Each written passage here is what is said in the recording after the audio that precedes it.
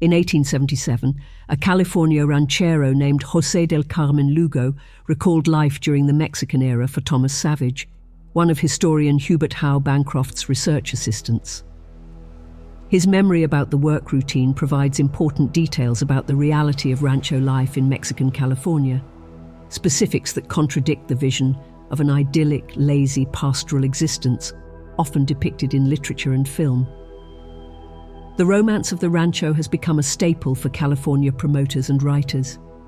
People seldom consider the mundane and harsh realities surrounding rancho life in the Mexican era. The Californian way of life in my early years was as follows. At 8 o'clock in the evening, the entire family was occupied in its prayers. In commending themselves to God, they recited the rosary and other special prayers, which each one addressed to the saint of his or her name or devotion. Husband and wife slept in the same room and nearly always in the same bed.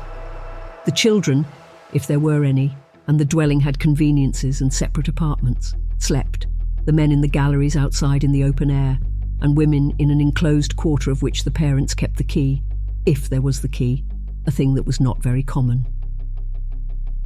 At 3 o'clock in the morning, the entire family was summoned to their prayers.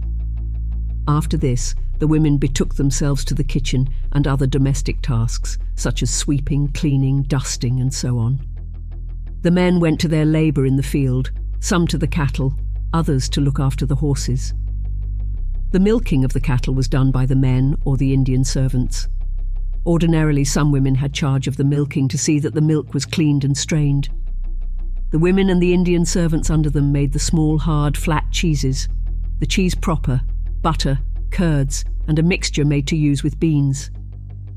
The women's labours last until 7 or 8 in the morning. After that, they were busy cooking, sewing, and washing. The men passed the day in labour in the fields according to the location, some preparing the ground for sowing the seed, bringing in wood, sowing the seed, reaping, and so on. Some planted cotton, some hemp, and some planted both. This was done by those who had facilities for it. They planted and harvested the things they needed most for the benefit of their families, such as rice, corn, beans, barley, and other grains, squash, watermelons, and cantaloupes.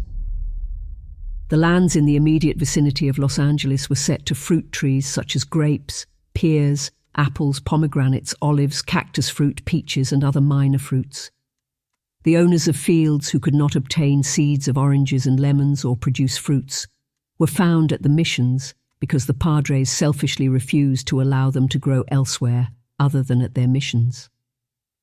In José del Carmen Lugo's memory, the Mexican era of California's history was one in which industry and labour were transforming the land.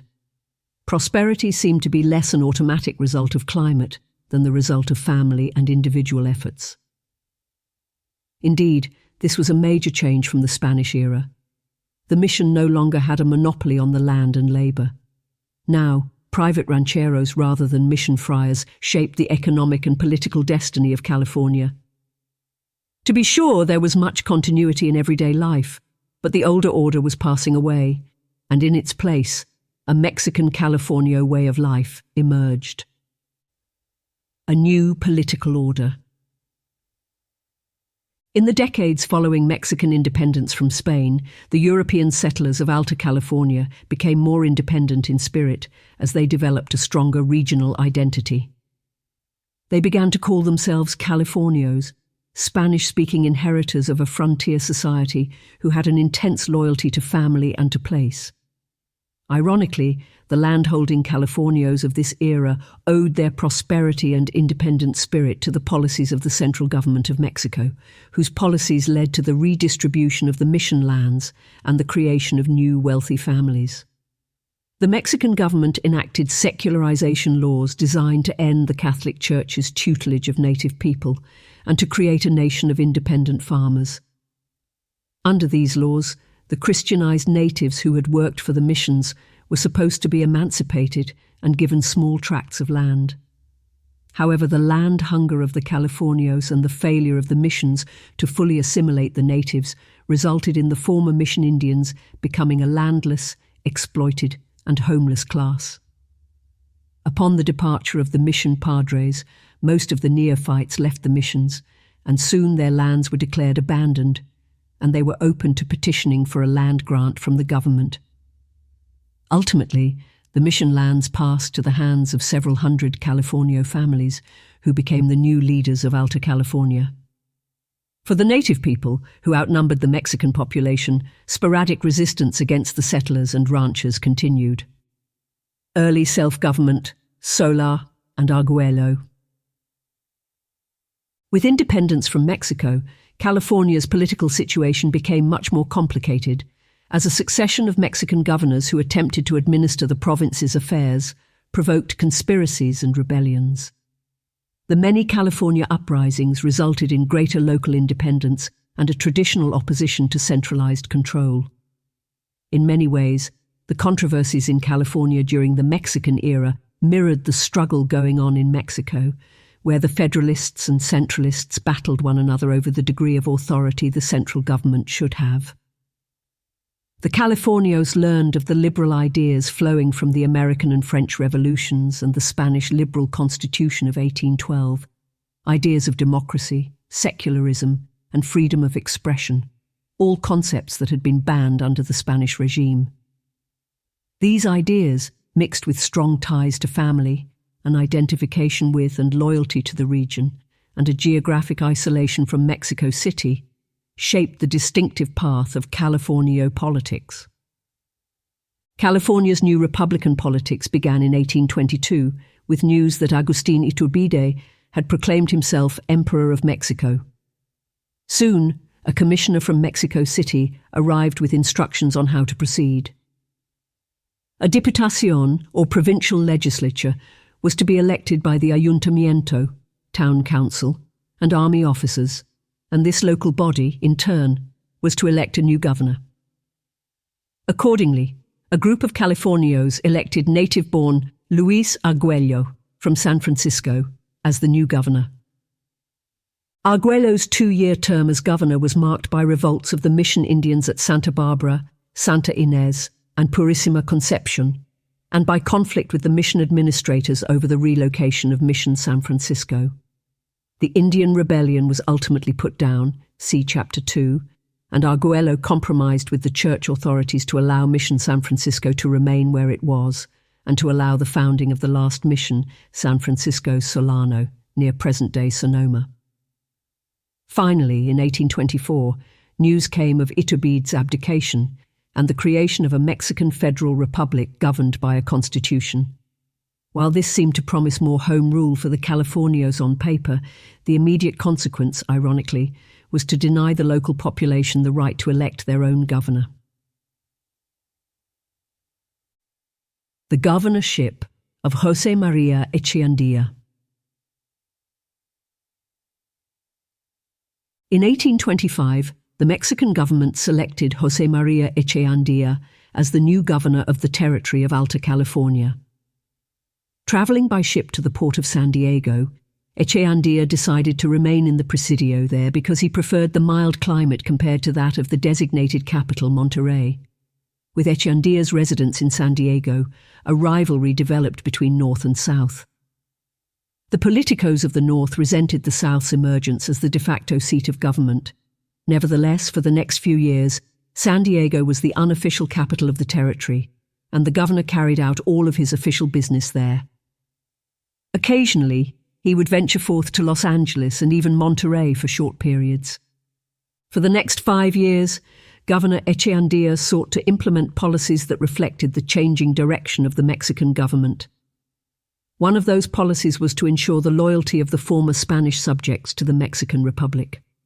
The missionary priests, most of whom were Spanish, had refused to take an oath of loyalty to the new Mexican government.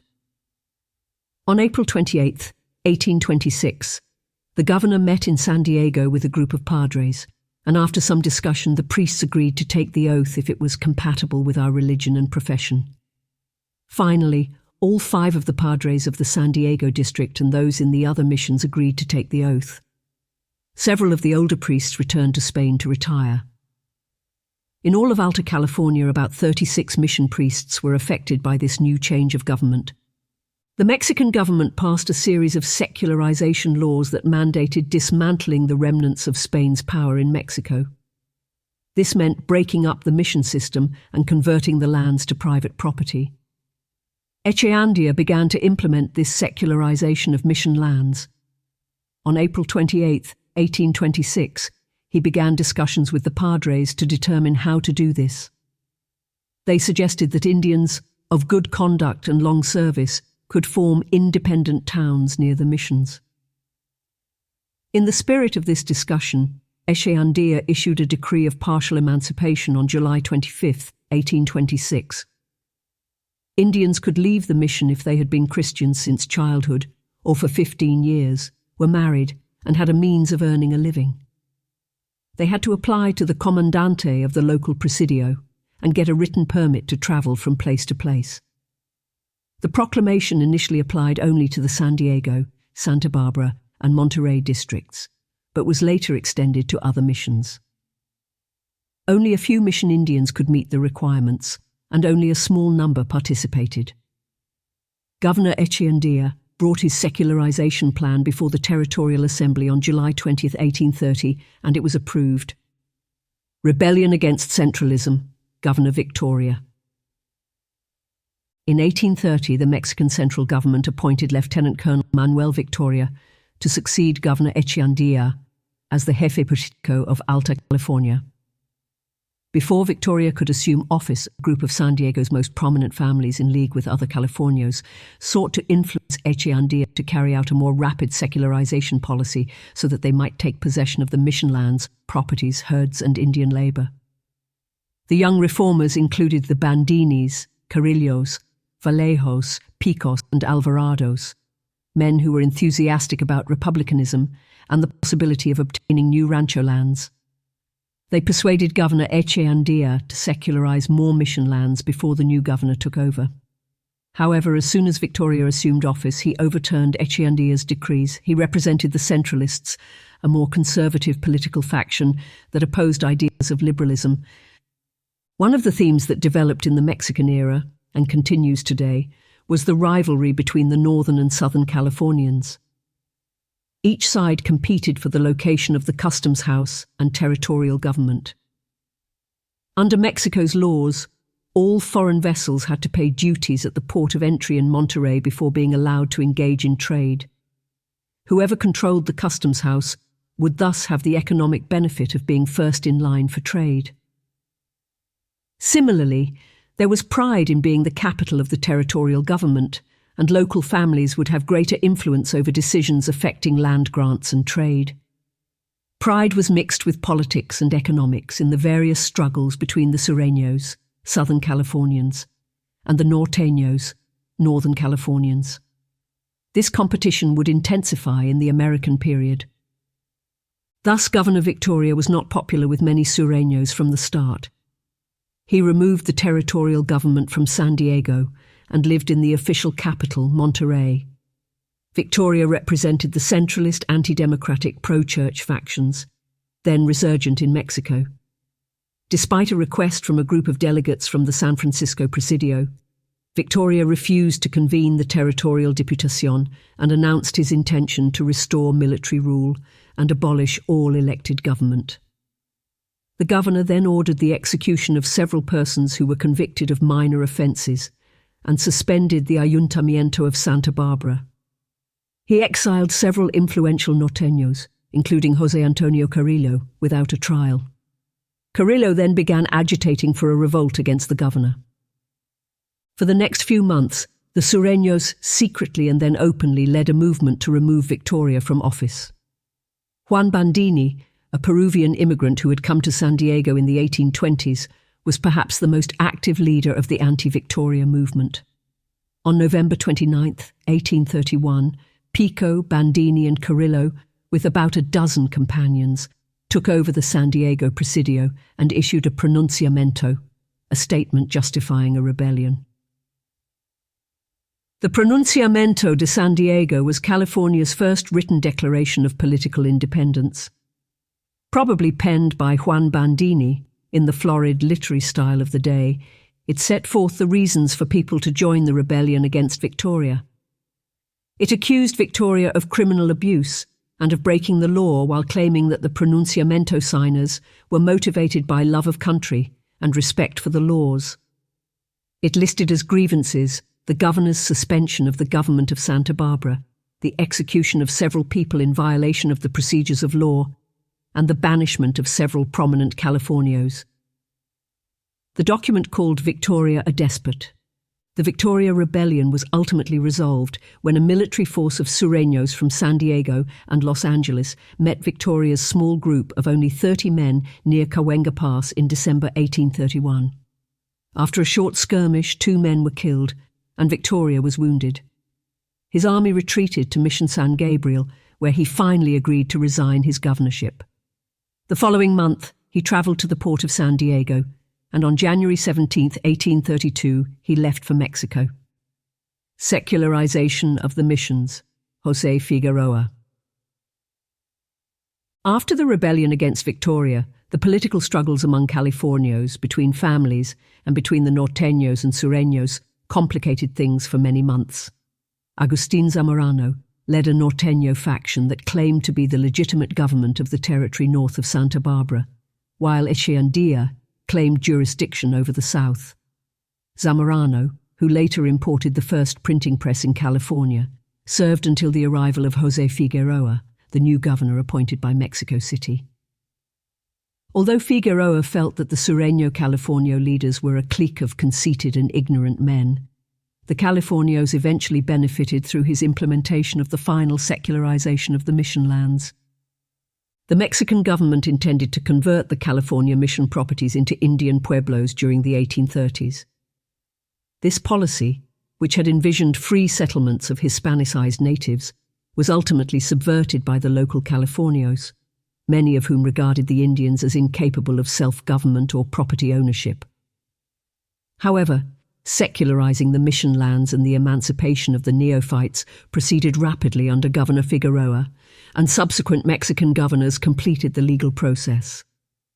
The secularization of the missions affected about 18,000 Christianized natives in California. In the beginning, Governor Figueroa took the unusual step of traveling to some of the missions to explain the benefits of emancipation to the natives in person. In San Diego, he spoke to 160 families. However, only 10 families agreed to accept their freedom, which was not enough to form a pueblo. So Figueroa appointed Santiago Arguello as the comisionado, or commissioner, in charge of Indian properties at San Diego. Eventually, enough ex-neophyte families accepted their changed status and established the Indian pueblo of San Dieguito near the mission. Others near Mission San Luis Rey moved to an already existing native pueblo at Las Flores. Another Indian pueblo grew up in San Pascual, near present-day Escondido. Each of these new pueblos was instructed to select its own alcalde or mayor. Thus, the Kumeyaay Indians, not the Spanish-speaking descendants of the founders of the Presidio, elected the first self-government in the San Diego district. Those natives who agreed to live in these pueblos were informally allowed to use the lands they needed for dwellings and agriculture. The remaining ex-mission lands were declared abandoned and thus open to petition for ownership by the Californios. Many mission Indians did not embrace the idea of living as free farmers. Most left the mission lands and returned to their former lives, thus rejecting further supervision and control by Mexican authorities. Moreover, many had maintained contact with relatives and extended families outside the mission lands and wanted to go home. Others, whose villages had disappeared because of disease or war, were now homeless, lacking the protection of the mission padres. Rancheros now controlled traditional lands that had been the homeland of native peoples. As a result, thousands of homeless Christianized Indians sought to eke out an existence by hiring themselves out to the Spanish-speaking population as vaqueros, domestic servants, mistresses, and indispensable laborers within the Mexican pueblos and presidios. By 1834, 6 missions in California had been secularized, and the rest would soon follow. The wealthiest and most populous, Mission San Luis Rey, was administered by Pio Pico. At Mission San Diego, there were more than 5,000 neophytes, most of whom departed after the priests left. An estimated 2,000 moved closer to the newly constructed town of San Diego, as yet not officially a pueblo, where they found occasional work as servants and laborers. For the remainder of the Mexican period, the Christianized ex-neophyte native population greatly outnumbered the Mexican mestizo population within the San Diego district. For many Mexican settlers, Indian allegiances were suspect, and frequent raids and rumors of impending attacks always raised suspicions of alliances between the local Indians and the Indios Barbaros. During the decade that followed, the Californios petitioned the Mexican government, eager to claim hundreds of ranchos formed out of lands that had been declared abandoned by mission administrators. Many of these same administrators ended up owning the very lands they supervised. Who benefited from this era of rancho creation? Rancho grantees were those who, because of political influence or because of long service to the mission or presidio, were in a position to claim the land and the cattle on it. To be successful, individuals had to do more than claim the lands. They also had to have the interest and ability to manage a cattle ranch. Eventually, more than 700 private land grants were approved by the Mexican government. Most of the grants went to foreigners, mostly to naturalized American citizens. Governor Figueroa died before seeing the final result of the Mexican government's secularization laws. These included 1. The dispossession of the missionized Indians of the lands they had depended upon for food and shelter, 2. The creation of a new floating class of homeless, exploitable Indian laborers, and 3. The birth of a new aristocracy of landed families who increasingly asserted their rights over those of the Mexican governors and the Indians alike. Rebellion, revolution, and home rule. Governor Manuel Victoria was succeeded by a series of temporary governors who inspired contempt and rebellion on the part of the Californio families, many of whom were related to each other and who competed for political control. José Castro from Northern California served briefly as a temporary governor, followed by Nicolás Gutiérrez. Gutiérrez was quickly replaced in 1835 by Mariano Chico from Guadalajara, a representative of the newly emergent Centralist faction in Mexico City. The Centralists believed in reducing the autonomy of the state government, removing local controls, and substituting that of military authorities from Mexico City. The Centralists threatened the new autonomy of the California rancheros. The subsequent California revolts against the Mexican governors occurred about the same time as rebellions in the Mexican states of Querétaro, Zacatecas, Yucatan, New Mexico, and Texas. All were sparked by reactions against the centralist ascendancy in Mexico City, which was led by General José Antonio López y Santa Anna. The central government's military forces suffered a disastrous defeat in Texas in 1836, leaving them less able to enforce their will on the far-flung northern territories. Accordingly, the California rebels escaped punishment at the hands of General Santa Anna. In 1836, Juan Bautista Alvarado led a Norteño rebellion against Governor Chico, calling for California's independence from Mexico until the federal system was restored. In reaction to the prospect of the dominance of Monterrey, the Sureños in San Diego and Los Angeles joined forces to offer an alternative to Alvarado's rebellion. The last effort by the Sureños to salvage their regional pride and political influence began in the spring of 1837, when an anti-Alvarado group from San Diego gathered about 40 men and persuaded the Ayuntamiento to endorse El Plan de San Diego. This document, written by Juan Bandini, formally recognized the official Mexican government and rejected Alvarado's rebellion. The Sureños proposed organizing a loyalist government to rule the territory, now reorganized as a department until the Mexican government approved a legitimate governor. El Plan de San Diego leaders were Bandini, Santiago A. Arguello, and Pío Pico. Together they traveled north to get the Los Angeles Ayuntamiento's endorsement of El Plan. By June 1837, the Sureños had assembled an army of about 150 men and were prepared to meet Alvarado on the battlefield to decide who would rule California. The expected struggle did not take place, however.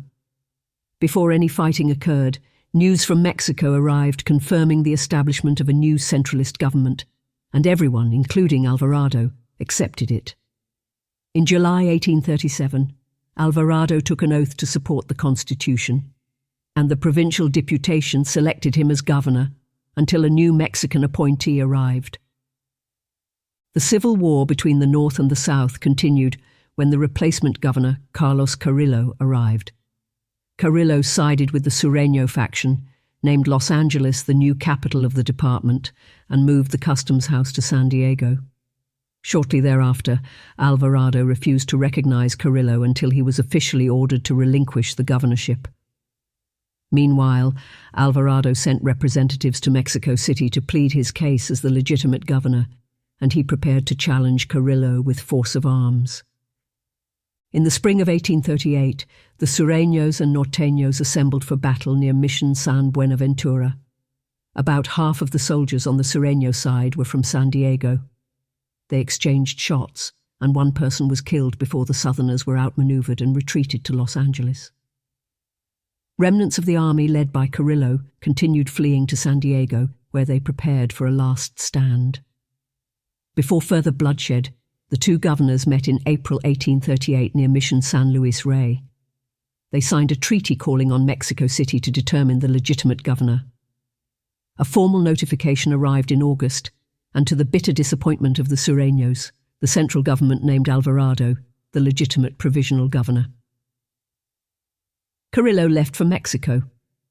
Alvarado was a native-born Northern Californio who, as governor of the territory, led his compatriots in democratic revolutions and protests against Mexico City's high-handed leaders.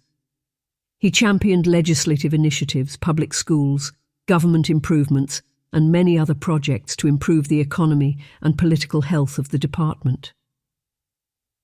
He presided over the most momentous economic change in the history of California, the breakup of the mission lands, and the distribution of these lands to the native Californians, foreigners, and Indians. Alvarado was related by marriage to another powerful California figure, General Mariano Vallejo.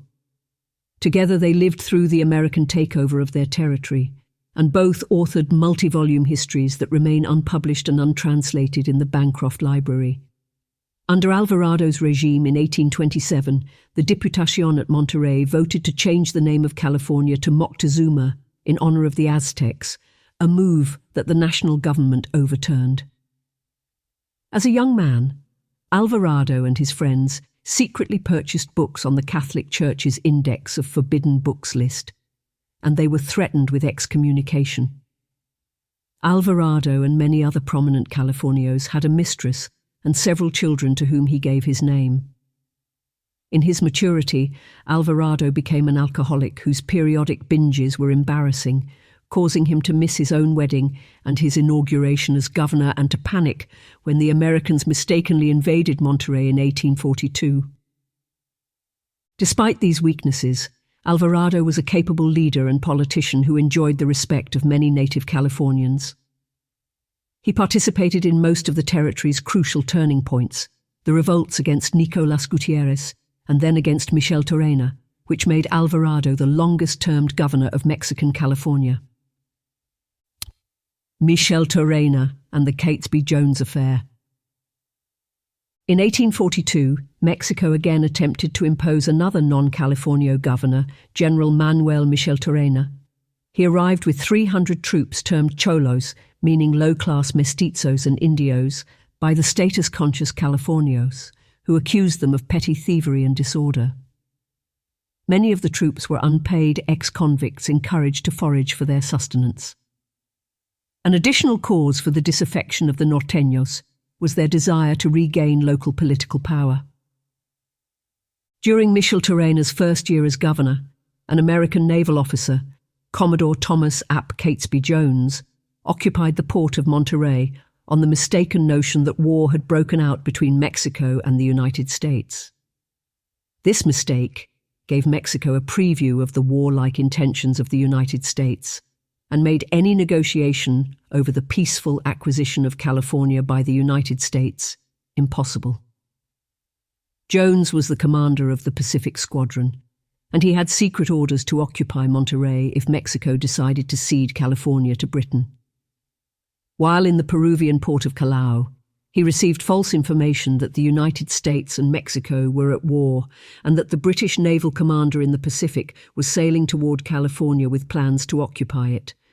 Jones's two ships, the United States and the Cyane, raced toward California and on October 18, 1842, entered the harbour at Monterey. The following day, Jones demanded the town surrender to his troops. Alvarado, the military commander, received the message and reluctantly surrendered, fearing bombardment of the town by the Americans. Jones's men lowered the Mexican flag that flew in front of the governor's house. Later that day, one of Jones's men was reading through the government archives and discovered recent newspapers indicating that there was no war between the two countries. In the meantime, the local population had fled the town. Governor Micheltorena was visiting Los Angeles when he heard the news of the mistaken capture of the capital. Commodore Jones decided to sail to San Pedro to meet with the governor and offer his formal apologies. The governor held a formal dinner in Los Angeles to honor his guests, and apologies flowed with the wine. That night, however, reports of strange ships sighted off the coast led Governor Micheltorena to fear a full-scale American invasion. Daylight brought assurances that it had been a false alarm. After appropriate formalities and typical California hospitality, the Americans returned to their ships and sailed away. A few years later, in 1845, Alvarado and José Castro led a Monterey rebellion against Micheltorena, resulting in another battle at Cahuenga Pass. Though only a mule and a horse were killed, the governor was forced to depart for Mexico. As a compromise between the regional factions, Pío Pico assumed the title of governor, and Los Angeles became the capital. José Castro became the military comandante in charge of the Northern District, including the customs house in Monterey. The last Mexican governor was a Californio. Pío de Jesús Pico was born in San Gabriel Mission of mixed African and mestizo ancestry. He grew up in San Diego and moved to Los Angeles in the 1830s, where he became important in local politics. During his short tenure as governor, he completed the secularization of the missions and confirmed a flurry of land grants to his friends as he saw the approaching threat of the Anglo-Americans.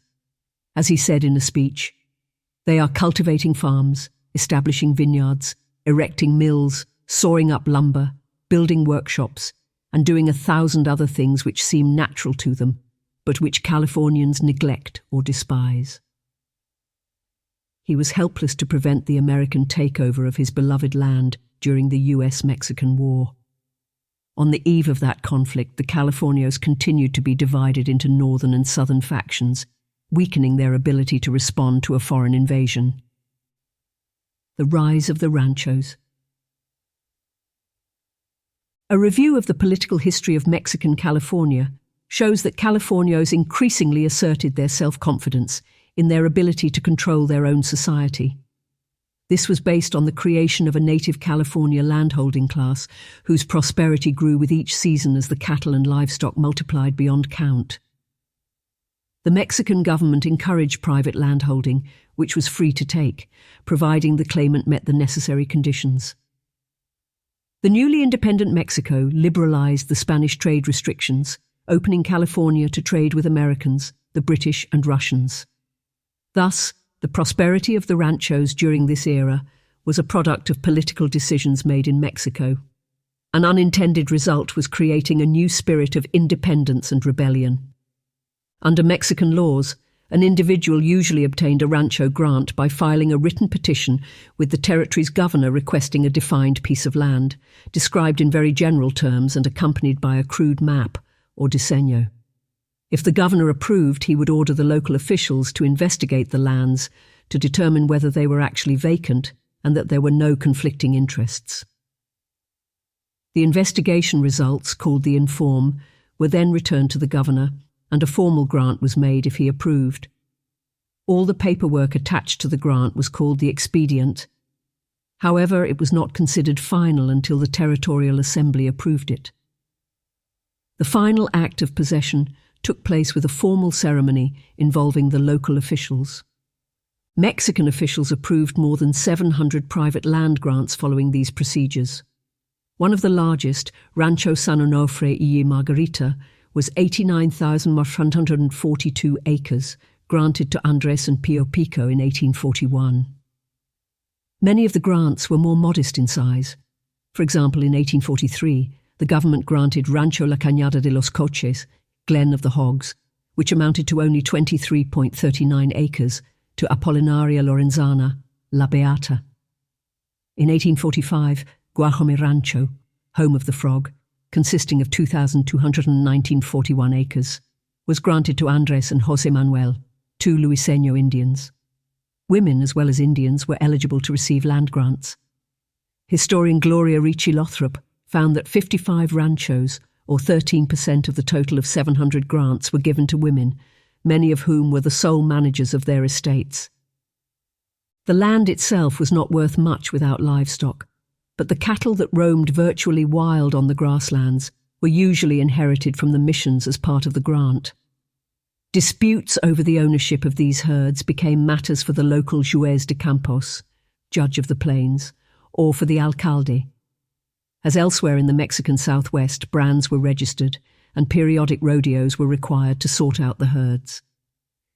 In the Los Angeles district, for example, rancheros were required by law to have rodeos in January and April, and the general public was required to assist in the roundup. During these rodeos, the vaqueros sorted out vast herds of cattle that had intermingled on the open range, branding the newborn calves and castrating the young bulls. They were paid with food and the fiesta that followed each day of work. The Californio men prided themselves on their horsemanship and had many opportunities to display this talent during these events. It was considered manly to be able to lasso and kill a cow using a horsehair lariat and long lance without dismounting from one's horse. Horse racing was a passion, as was the sport of correr el gallo, which involved plucking a buried chicken from the ground while galloping at full speed. Many of the vaqueros were Indians who had learned these skills at the missions.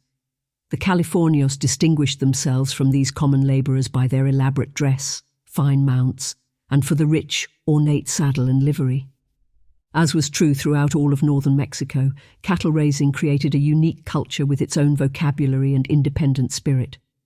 The vaqueros taught the American immigrants who entered the Mexican frontier the basic techniques of stock raising in a semi-arid environment. Law, brands, and customs regarding the open range are of Spanish-Mexican origin, and much of the mystique of the American cowboy arises from these Mexican roots. In Mexican California, stock raising was more a way of life than an industry, which it later became under the Americans. The meat of the cattle was of little value since it had to be eaten immediately unless preserved as jerky. Instead, the hide and the fat of the animal, the tallow, provided value to the settlers' daily lives and later to the Yankee clipper ships that came to California. If an occasional cow was killed mysteriously, it was of no consequence as long as the California dollar, the hide, was left behind. Hence the poor had a ready source of food. The Indians who lived on the ranchos farmed small plots and helped raise sheep, goats, pigs, horses, mules, and cattle. They were paid in kind with foodstuffs and the right to build an adobe or jacal, brush hut, on rancho land. It is probably wrong to characterize the California ranchos as similar to the haciendas in mainland Mexico because they were more informal in their organization. The Indian vaqueros and farmers were not bound by the rules of peonage that prevailed in central Mexico. The Indians who worked on the ranchos were not paid in money, but with food, clothing, and shelter. A sense of paternalism prevailed, with the rancheros as the patrons and the Indians as servants and workmen. The Californios sought to create a lifestyle and mystique surrounding their class. While the Mexican government had abolished the system of official ethnic distinctions, known as the caste system, the Californios maintained pretensions about their racial purity as gente de razón and insisted on deference from the natives. They justified their ownership of the Indian lands by arguing that the Indians had abandoned them and that the Californios had thus inherited the Indian sovereignty over the land. As described earlier, the most prominent of the 700 families who became landholders in Mexican California emerged as the political leaders in this period.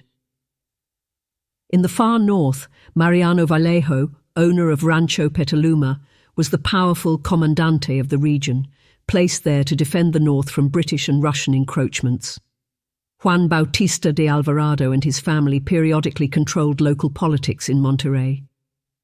The Santa Barbara district was led by Pablo de la Guerra, Los Angeles by the Pico brothers, Andres and Pio, and San Diego by Juan Bandini and José Antonio Carrillo. Other notables contributed to the Californio legend. Some of them were Anglo-Americans, who slowly began to discover the richness of the soil and married the Californio daughters. The expansion of the ranchos, particularly the growing number of cattle and horses, severely strained the native population. The grazing animals consumed vast amounts of grasses, nuts, and roots, which had been staples in the diet of many Indian communities. To eat, many began slaughtering the free-ranging cattle and raiding settlements. This, in turn, provoked reprisals from the rancheros. Although the end of the mission system freed thousands of Indians from required labor, many were forced to hire themselves out to the rancheros as vaqueros, cowboys, and farmers. Many worked without wages, but at least were able to gain food and shelter for their families. The natives became the mainstay of the Mexican labor force in these years. Environmental changes. Environmental historians such as William Preston have noted that the introduction of livestock by the Spanish and Mexicans began to change the state's ecosystem. The proliferation of cattle and horses led to periodic overgrazing and the creation of well-worn trails on hills and valleys. On Santa Catalina Island, goats introduced by the Spanish multiplied so greatly that they drove more than 48 animal and plant species to extinction. Adding to the pressures on the grasslands, native wild animals began to proliferate, mainly because the Indians who had previously hunted them lived on wild cattle or in missions or pueblos. Periodic large-scale slaughters of cattle and even horses by the Mexican rancheros led to an explosion in the grizzly bear population, which fed off the carcasses and refuse. Other changes during the Spanish and Mexican eras were wrought by foreign hunting. Russian, British and American hunters increasingly slaughtered otters, fur seals, sea lions, beavers and minks. The great demand for their pelts in Europe led to their near decimation. Finally, the introduction of European food crops led to environmental changes. Roughly 10,000 acres of land were under cultivation by 1834, watered by irrigation systems that drew from dammed rivers and creeks. Along with corn, wheat, oats and other grains came the introduction of European weeds that quickly spread and competed with native plants. California's declining Indian population, caused by the introduction of European diseases, led to an increase in wild game and the proliferation of European plants and livestock. This changed the ecosystem, forcing Indians as well as native species to adapt to a new environment. Social relations in Mexican California. Political independence from Spain did not radically change Spanish California's cultural and social patterns.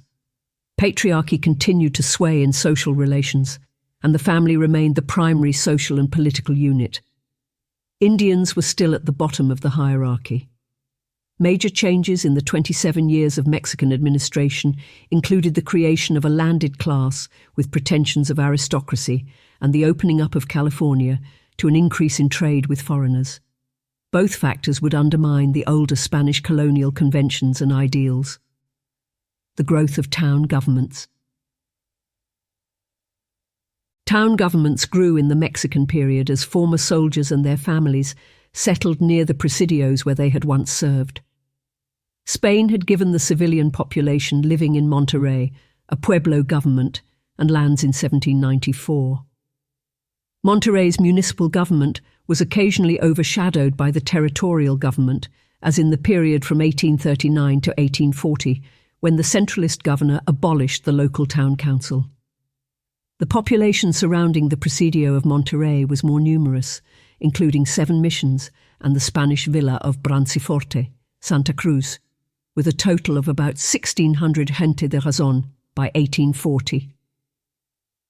By the time of the US-Mexican War, about 550 people lived in the town. San Diego's civilian settlement was located just downhill from the site of the first Presidio. By 1834, the town finally had a sufficient population, 400 people, to qualify for Pueblo status, with the right to elect local officials and obtain a land grant from the government. This lasted until 1838, when the declining population and political competition with Monterrey resulted in the loss of their local government. In 1845, Governor Pio Pico confirmed San Diego's ownership of 48,000 acres of former mission lands, including water rights. It was the largest concession ever given to a Mexican town in California. San Francisco was also established as a Pueblo government in 1834 after achieving a sufficient number in population, probably about 200 individuals, between the peninsula and Contra Costa. The settlement of Yerba Buena, the nucleus of modern-day San Francisco, grew as the Pueblo government sold town lots out of its 4 square leagues of public lands, granted by the Mexican governor. From the beginning, the settlers of this new town were multi-ethnic and multinational, including Americans, Englishmen, Frenchmen, Spaniards, Mexicans, and native Californios. By 1840, Yerba Buena had 50 residents. 16 of them were foreigners. In 1835, the military garrison at San Francisco was transferred north, and Sonoma, another Mexican-era pueblo, was founded. There were probably not more than 200 people in the town itself, but there was a mixture of Hispanicized mission Indians, former soldiers, and their families. Nearby was the Petaluma hacienda of Mariano Vallejo, the comandante whose energetic policies of pacification of the northern Indians through alliances made it possible for more than 80 ranchos to be established. Mariano Guadalupe Vallejo was born in Monterrey on July 4, 1807, and became a professional soldier during the Mexican regime, rising in rank and authority to become Comandante General of California by 1838. Vallejo was in charge of colonizing the Frontera Norte, the region north of San Pablo Bay and the Sacramento River. Vallejo was skilled at forming lasting alliances with the local Indians, and more than 50 of the Presidio soldiers in Sonoma were native California Indians. He was instrumental in helping to organize the town governments of San Francisco and Sonoma. Much of the time, he paid for the expenses of the Mexican military out of his own pocket. He opposed the Russian settlement at Fort Ross and the growth of Sutter's Fort in Sacramento. Vallejo also opposed Governor Juan Bautista Alvarado, who he thought was incompetent and lacking initiative. Partly because of his public dissatisfaction, Micheltorena was sent to replace Alvarado. In 1844, Vallejo disbanded the military forces in Sonoma because he could no longer afford to pay them. Thereafter, he supported annexation by the United States, even after being imprisoned by the Bear Flag rebels in 1846. Californianas, Mexican Californian women. Indian and Mexican women were largely responsible for the growth of California's domestic Hispano-Indian culture and society. Under the Mexican government, the established patriarchal forms of life continued. The government and men considered women's reproductive capacities the most important factor in the colony's success. Accordingly, women were expected to bear large families. Teresa de la Guerra, for example, had 25 children. Francisca Benicia Vallejo had 16 children, and Angustias de la Guerra Ord had 11 children. Unfortunately, infant mortality was quite high, as was death from childbirth. Mexican culture accorded a woman's status through the production of children, and women were thus valued within the family for their role as childbearers. In addition to childbearing, women played a key role in the California economy.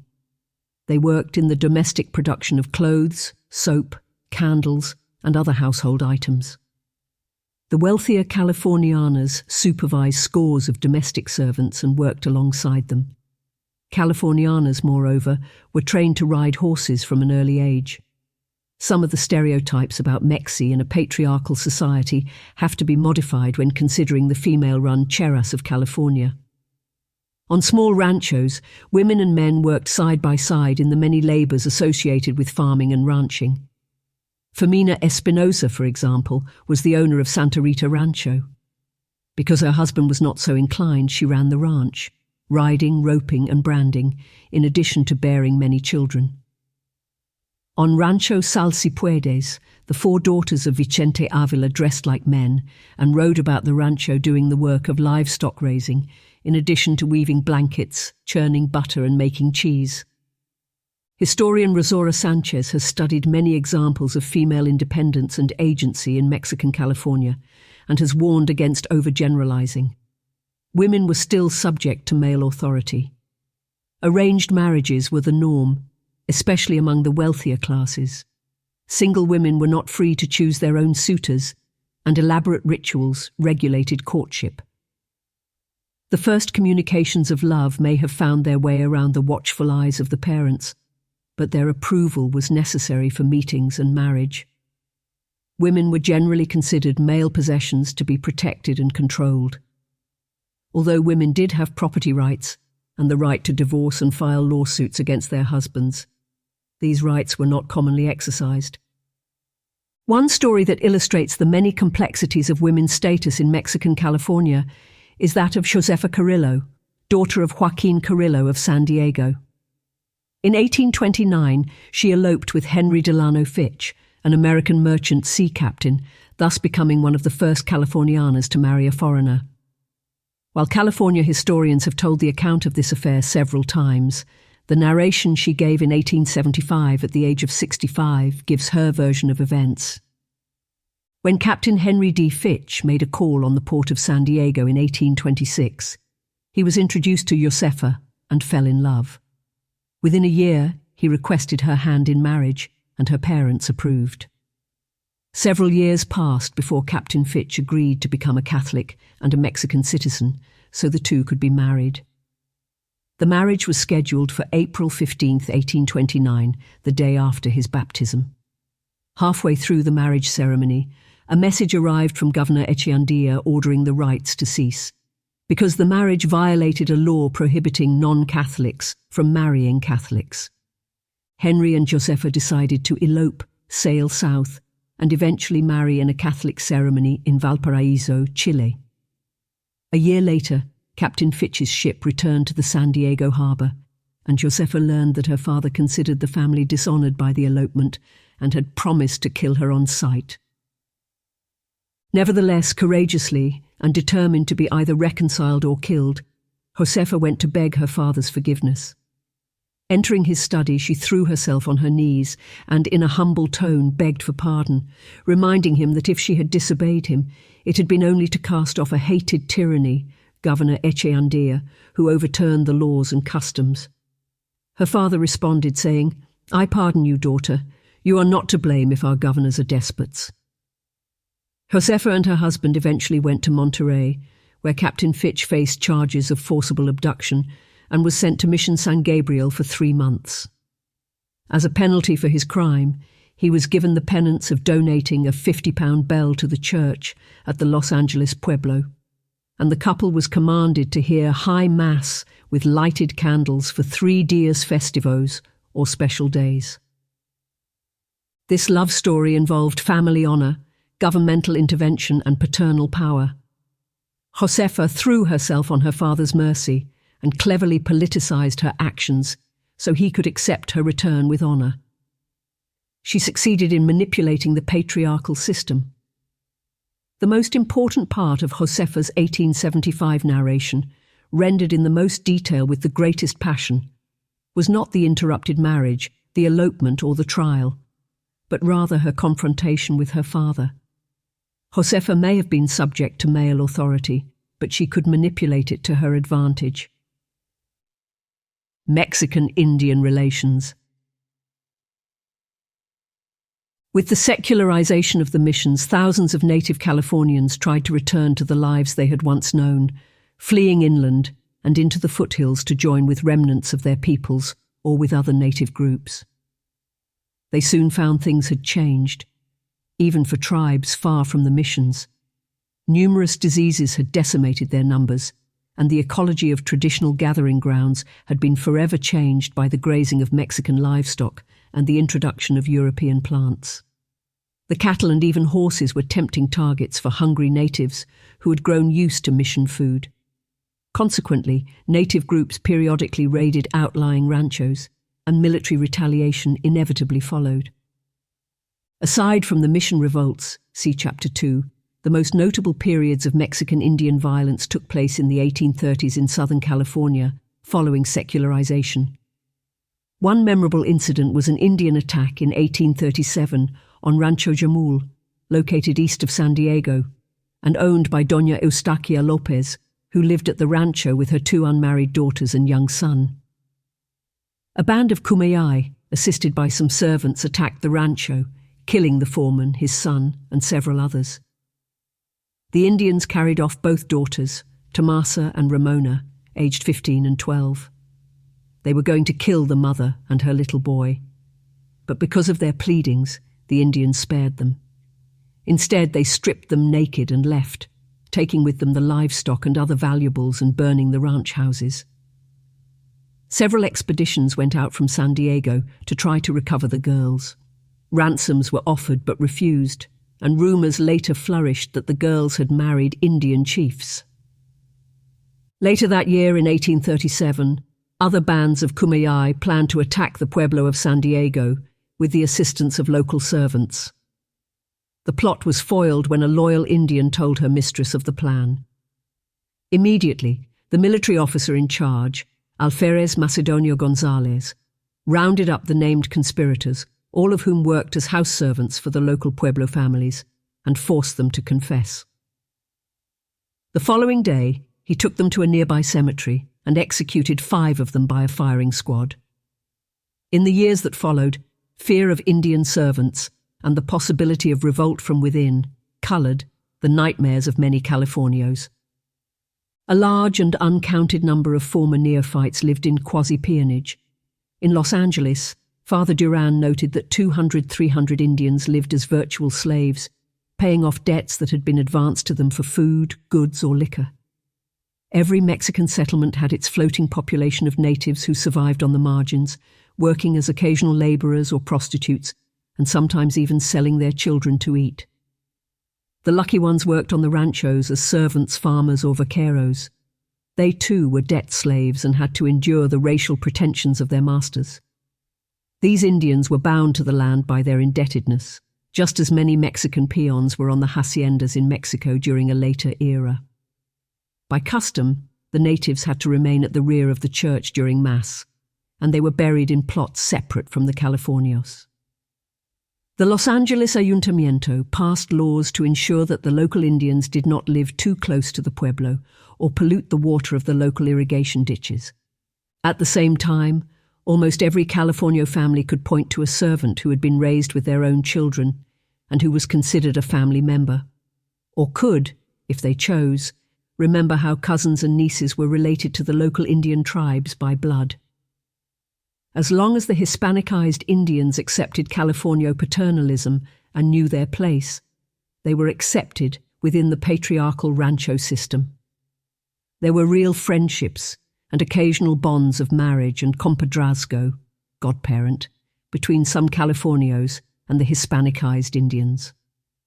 General Mariano Vallejo's Indian ally, Chief Solano, lived with Vallejo's family in his old age, and the two were compadres, sharing their mutual misfortunes well into the American era.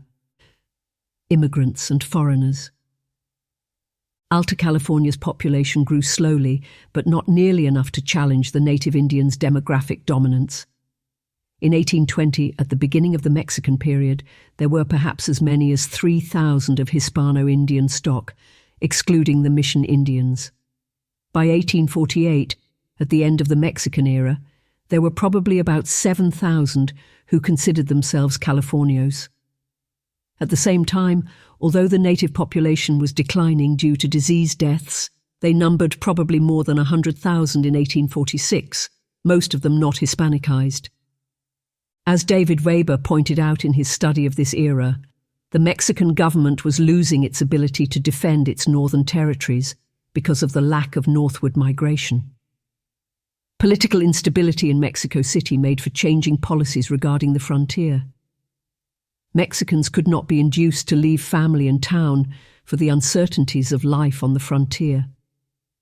Many were economically unable to afford such a journey, and many others were peons who were not free to move even if they so desired.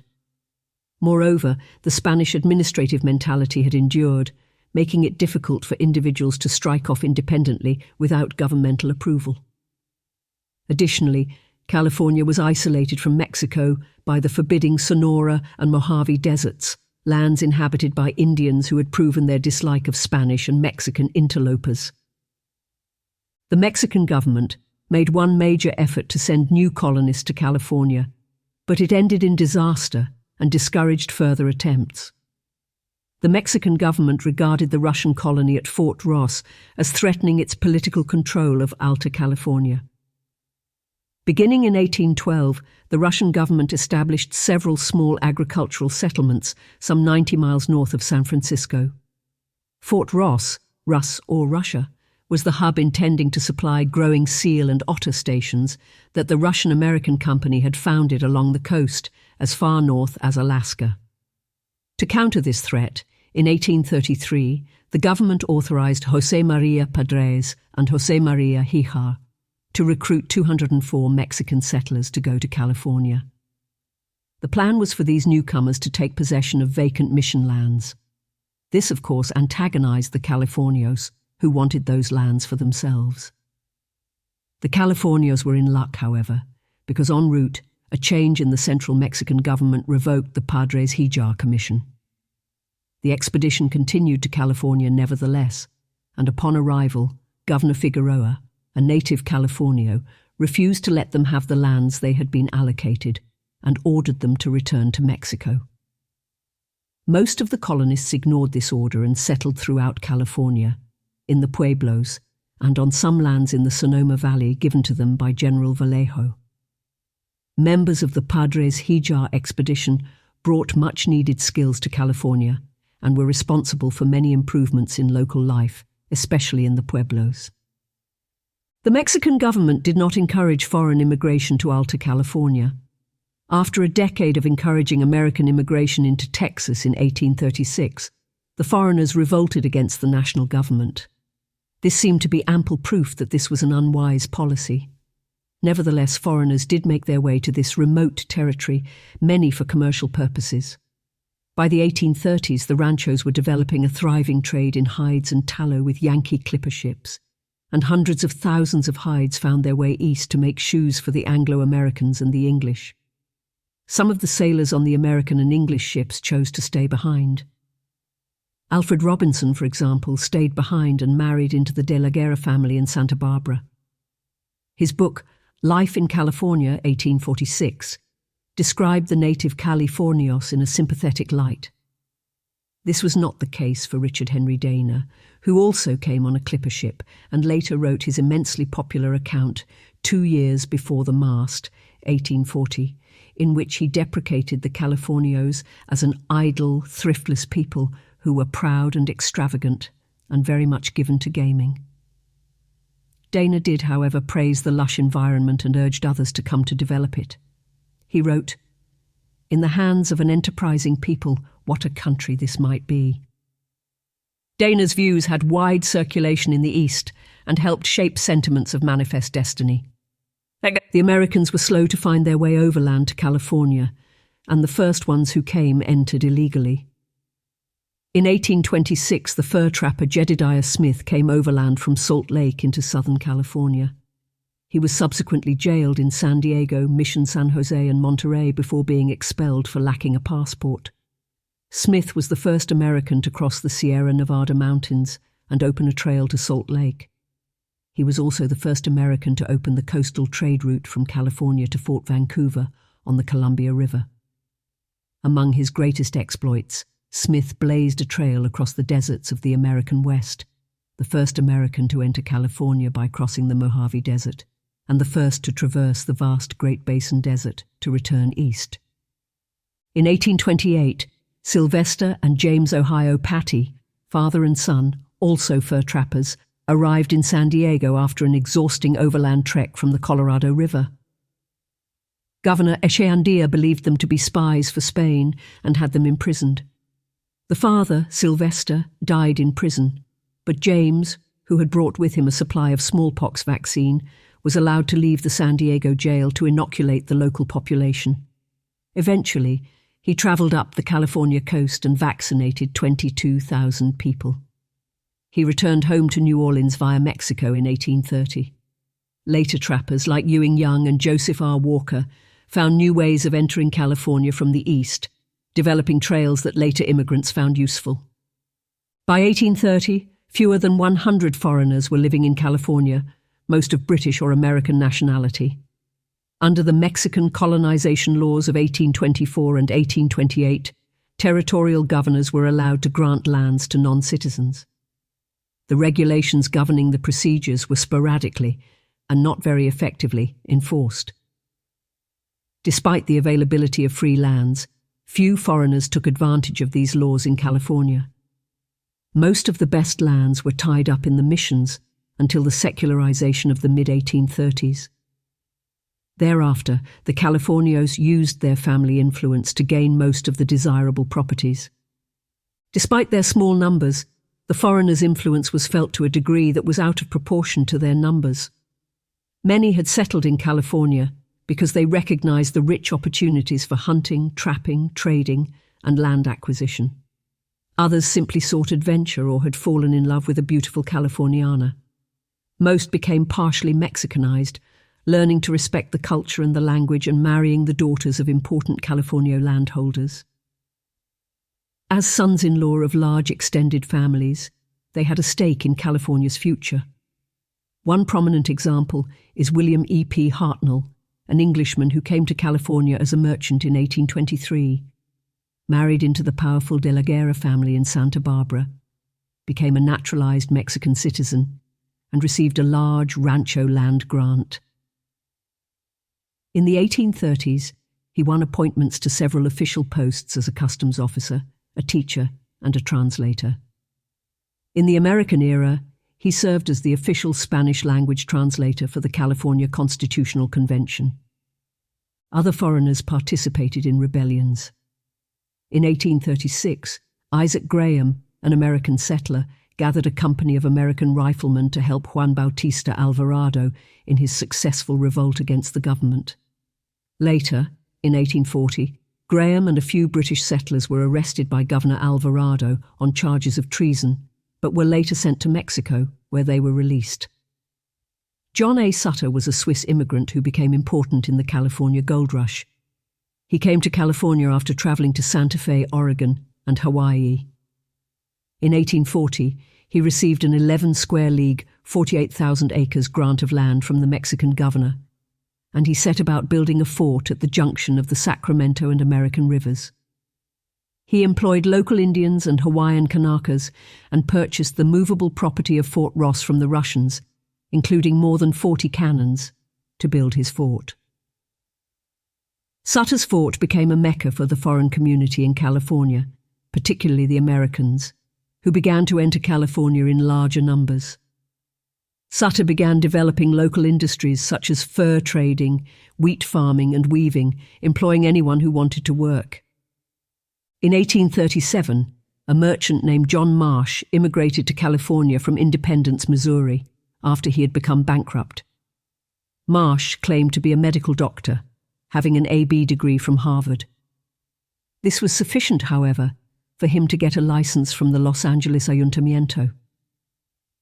Marsh travelled north to San Francisco and eventually purchased 4 square leagues of land in what is now Contra Costa County, where he settled down to become a ranchero. Marsh was active in writing letters back home, urging more Americans to come to California, suggesting they could easily play the Texas game and take over the Mexican province. As a result of these publicity efforts, Marsh's friends in Missouri formed the Western Emigration Society in 1841 and set about encouraging settlers to go to California. One of those who began organizing a wagon train of immigrants was 22-year-old schoolteacher John Bidwell. Bidwell encouraged some 68 Midwesterners to join the first overland wagon train of Americans to California. They set out from Sapling Grove, Kansas, on May 18, 1841. The elected captain of the group was John Bartleson, and the expedition became known as the Bidwell-Bartleson Party. They were guided by a Jesuit priest, Father Dismet, who was going to Oregon, and by an experienced mountain trapper who knew the route. About half the group in Idaho chose to continue to Oregon instead of California. One member of the expedition mortally wounded himself with a gun, and 4 others turned back. They had to abandon their wagons in the Sierra Mountains and were reduced to eating mules and coyotes until they reached the California coast. After 6 months, 32 men, a woman named Nancy Kelsey, and her baby staggered onto Dr. Marsh's rancho.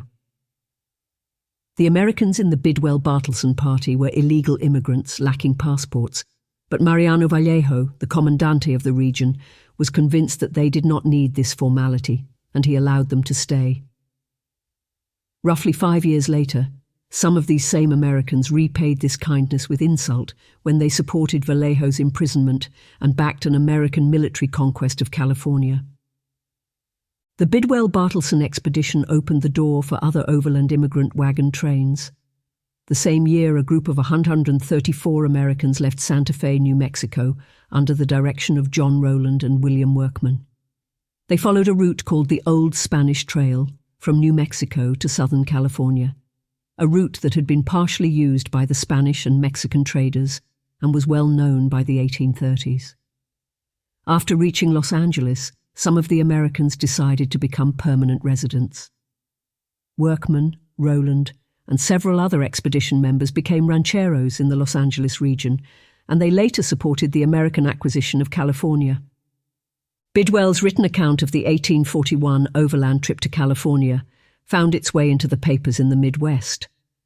Other accounts of California also enjoyed wide circulation, encouraging more immigration. California, however, had to compete with Oregon as a destination, and until the publication of Bidwell's journal in 1842, California was losing the publicity campaign.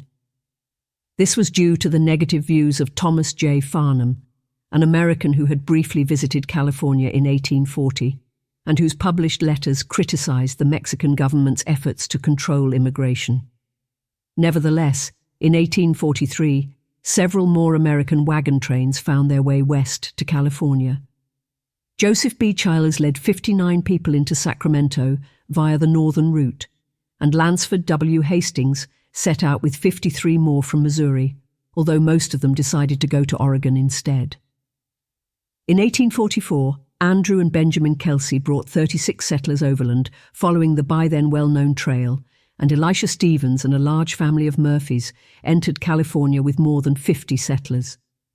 The latter expedition was notable in that, for the first time, wagons were able to cross the Sierras. More than 250 Anglo-American settlers crossed or entered the San Joaquin Valley via Oregon the next year. The most famous of the overland expeditions to California before the US-Mexican War was the Donner Party. In early 1846, 87 men, women and children left Springfield, Illinois for California, following the established route. Instead of taking the trail that would have led them north of the Great Salt Lake, they chose a shortcut. However, this route slowed them down because they had to clear a trail for their wagons, and they lost some oxen in the process. Because of this delay, they arrived at the California mountains late in the fall, and that year, snow came early. Soon, the Donner Party found themselves caught in the mountains without supplies for the winter. At a lake near the summit, later named Donner Lake, they camped in 10 feet of snow without adequate firewood or food. Faced with sure death, a small group of 15 set out to try to reach Sutter's Fort to get help. Only 7 reached the San Joaquin Valley after having killed and eaten their 2 Indian guides and several other companions. When the rescue parties finally reached the stranded pioneers, they found more evidence of cannibalism. Only 45 of the original 87 had survived the ordeal. The Donner expedition became a macabre reminder of the perils of crossing the Sierras in the winter. The same year as the Donner disaster, another group of immigrants entered California by sea. These were 200 Mormon settlers, led by Sam Brannan. Joseph Smith had sent them to colonize the western outposts of Desert, the proposed Mormon national state, which was expected to stretch from the Great Salt Lake to Southern California. Earlier settlers had been sent to San Bernardino, near the Mexican settlement of San Salvador, to establish a colony. The Mormon settlers who came in 1846 increased the presence of English-speaking residents, laying the foundation for an eventual American conquest. Among the foreigners, one of the most influential was Thomas O. Larkin, who came to California in 1832 and established himself as a leading merchant in Monterey. Unlike other Americans who settled before the 1840s, Larkin did not marry into a Californio family and become a ranchero. He married an American woman and remained a U.S. citizen while learning Spanish and slowly amassing a fortune as a merchant. Later, he was appointed the U.S. Consul General and acted as a confidential agent for President James K. Polk, reporting on British interests in California. He also secretly worked to convince influential Californios to secede from the Mexican Republic and join the United States. It is estimated that by 1846, on the eve of the US-Mexican War and the American acquisition of California, there were about 1,300 foreign-born settlers in California. About 3/4 of them were Americans, and European nationalities were represented as well. Except for those who had become Mexican citizens to receive land grants, most were immigrants who had entered without due authorization from the Mexican government. Local officials were only too glad to have new skilled workers, and they ignored the letter of the law. They did not fully realize that many of the new immigrants had no intention of assimilating into the Californio society. They did not learn Spanish, rejected the Catholic faith, and brought their own families with them instead of intermarrying with the Mexican population. This contrasted with the scores of Mexicanized Americans who had settled before the overland migrations of the 1830s. Men like Don Abel Stearns in Los Angeles, Henry Delano Fitch in San Diego, John B. R. Cooper in Monterey, and Aleph B. Thompson in Santa Barbara. These men married into Californio families, became Mexican citizens, and accepted Mexican society. But these individuals were also of lukewarm loyalty to the Mexican Republic, and most sided with the Americans during the war that resulted in the conquest of California by the United States. California and the world. Alta California took its first steps toward becoming a participant in the world's economy during the Mexican era, from 1821 through 1848. Trading ships from the United States, England, and France regularly called at California ports. The hide and tallow trade with the eastern United States and Britain increased. Beginning in 1813 and slowly increasing yearly, ships plied the California coast, laden with merchandise to trade for California hides and tallow. Most of the ships probably avoided paying port duties in Monterey, which amounted to a percentage of the cargo. Southern California led in the production of goods for export, and San Diego, because of its port and climate, became the largest trading area in California. Once on board, the tallow was traded in Mexico and Peru, and the hides found their way to New England's shoe and boot factories. The British attempted to compete with the Americans, establishing a trading store in Yerba Buena, San Francisco, run by the Hudson's Bay Company. But this outpost could not begin challenging the Yankees, whose clipper ships regularly pulled into port. Visits by Russian, British, and American whaling ships also added to the California economy. These ships visited the California ports in search of food supplies, for which they traded manufactured goods. Compared with other Mexican frontier regions, such as New Mexico and Texas, California had greater contact with other nations because of the relative ease of ocean communication and trade. Within a generation, the Californios had established themselves as a province of private landholders, hacendados and rancheros, where 500 landowning families dominated the Mexican society. In New Mexico, very few private land grants were given during the Mexican era. Most people continued to live on Spanish land grants where title to the land was vested in the community, not the individual. Alta California's Indian population was a ready source of cheap labor for developing the thriving cattle industry, whereas the New Mexicans and Texans did not have this benefit. For the most part, the Californios did not have to endure the perils of hostile Indian attacks, which were more common in both Texas and New Mexico. Politically, the Californios enjoyed the same kind of regional democracy as their frontier cousins through the ayuntamiento and alcalde systems. They also had similar internal rivalries and factions based on family and region. Texas had separated from Mexico after the Anglo-American Immigrant Revolution in 1836, and the English-speaking Americans controlled the former Mexican province.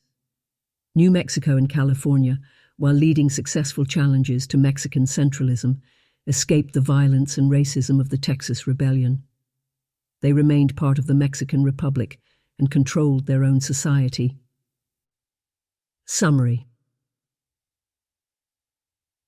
In 1846, Mexican California was a pastoral society that was rapidly changing because of the changes set in motion by the secularization of the mission lands and the opening of the province to foreign trade and settlement. Few could have foreseen that within a few years, even more profound changes would catapult California into an entirely different era. On the eve of the American conquest, differing cultural traditions and visions competed to control California's future. The oldest customs were those of the native peoples, who had been decimated by disease and challenged in their customary territories. Those who lived away from the coastal regions and avoided contact with the Spanish and Mexican colonists continued to live as they had for thousands of years. Even while their physical environment changed through the introduction of new plants and animals, they continued in their spiritual beliefs about the correct ways to live. Others adapted to Mexican Catholic society by mixing their traditional ways with those of the newcomers. They became acculturated to and dependent on their conquerors. The Mexican, Spanish-speaking mestizos in California inherited a culture that emphasized family honor, community and regional pride, and ethnic racial hierarchy.